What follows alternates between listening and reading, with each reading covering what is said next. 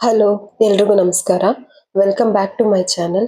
ನಾನಿವತ್ತು ಗೋರಿಕಾಯಿನ ಬಳಸ್ಕೊಂಡು ಮಾಡಬಹುದಾದಂಥ ಸಿಂಪಲ್ ಕೂಟ್ ರೆಸಿಪಿನ ತೋರಿಸ್ತಾ ಇದ್ದೀನಿ. ಇದು ದೋಸೆ ಹಾಗೆ ಚಪಾತಿಗೆ ತುಂಬಾನೇ ರುಚಿಯಾಗಿರುತ್ತೆ.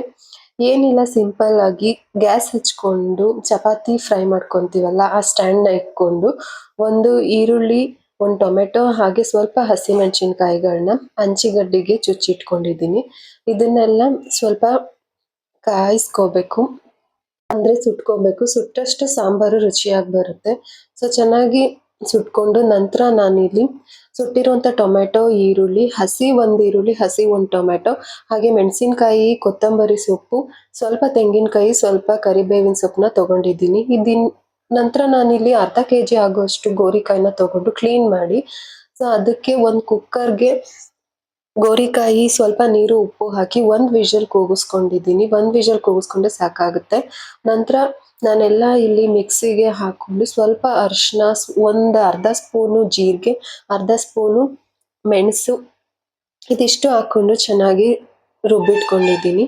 ನಂತರ ಒಂದು ಮಡಕೆನ ಇಟ್ಕೊಂಡು ಅದಕ್ಕೆ ಆಯಿಲ್ ಹಾಕಿ ಸ್ವಲ್ಪ ಸಾಸಿವೆ ಹಾಗೆ ಕರಿಬೇವಿನ ಸೊಪ್ಪನ್ನ ಹಾಕ್ಕೊಂಡು ನಂತರ ರುಬ್ಬಿಟ್ಕೊಂಡಿರೋ ಅಂಥ ಮಸಾಲಾನ ಸೇರಿಸ್ಕೊಳ್ತಾ ಇದ್ದೀನಿ. ಹಸಿ ವಾಸನೆ ಹೋಗೋವರೆಗೂ ಚೆನ್ನಾಗಿ ಫ್ರೈ ಮಾಡ್ಕೊಳ್ಬೇಕು, ಆಗ ಸಾಂಬಾರು ನೀಟಾಗಿ ರುಚಿಯಾಗಿ ಬರುತ್ತೆ.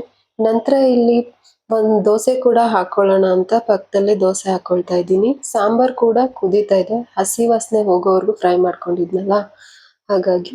ನಂತರ ಅರ್ಧ ಲೀಟರ್ ಗಟ್ಟಿ ಹಾಲನ್ನು ಸೇರಿಸ್ಕೊಳ್ತಾ ಇದ್ದೀನಿ. ನೀವು ಕಾಯಿಸಿರೋ ಹಾಲನ್ನ ಬೇಕಾದರೂ ಹಾಕ್ಬೋದು ಅಥವಾ ಹಸಿ ಹಾಲು ಬೇಕಾದರೂ ಹಾಕ್ಬೋದು, ಚೆನ್ನಾಗಿರುತ್ತೆ.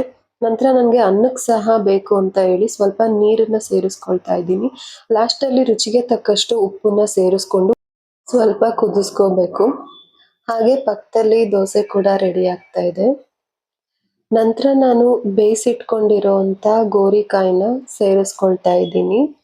ಇದು ಬೇಯಿಸಿರೋ ನೀರು ಸೇರಿಸ್ಕೋಬಾರ್ದು, ಯಾಕಂದ್ರೆ ಅದು ಗೋರಿಕಾಯಲ್ಲಿ ಸ್ವಲ್ಪ ಕಹಿ ಅಂಶ ಇರುತ್ತೆ. ಸೊ ಈ ಥರ ಬೇಯಿಸ್ಕೊಂಡು ನೀರು ಚೆಲ್ಲಿದಾಗ ಅದು ಕಹಿ ಅಂಶ ಎಲ್ಲ ಹೋಗಿರುತ್ತೆ, ಹಾಗಾಗಿ ಆ ನೀರನ್ನ ಬಳಸ್ತಾ ಇಲ್ಲ ನಾನು.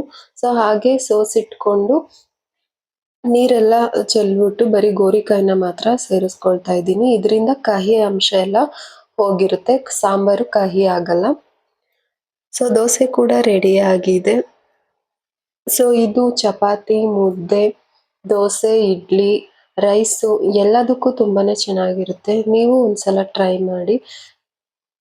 ಈ ವಿಡಿಯೋ ಇಷ್ಟ ಆಗಿದ್ರೆ ಲೈಕ್ ಮಾಡಿ, ಶೇರ್ ಮಾಡಿ, ಕಮೆಂಟ್ ಮಾಡಿ. ನಮ್ಮ ಚಾನಲ್ನ ಯಾರೆಲ್ಲ ಹೊಸಬ್ರು ನೋಡ್ತಾ ಇದ್ದೀರಾ, ಪ್ಲೀಸ್ ಸಬ್ಸ್ಕ್ರೈಬ್ ಮಾಡ್ಕೊಂಡು ನೋಡಿ ಅಂತ ಕೇಳ್ಕೊತೀನಿ. ನೀವು ಒಂದ್ಸಲ ಟ್ರೈ ಮಾಡಿ, ಹೇಗಿತ್ತು ಅಂತ ಕಮೆಂಟ್ ಮೂಲಕ ನಮಗೆ ತಿಳಿಸಿ. Thank you.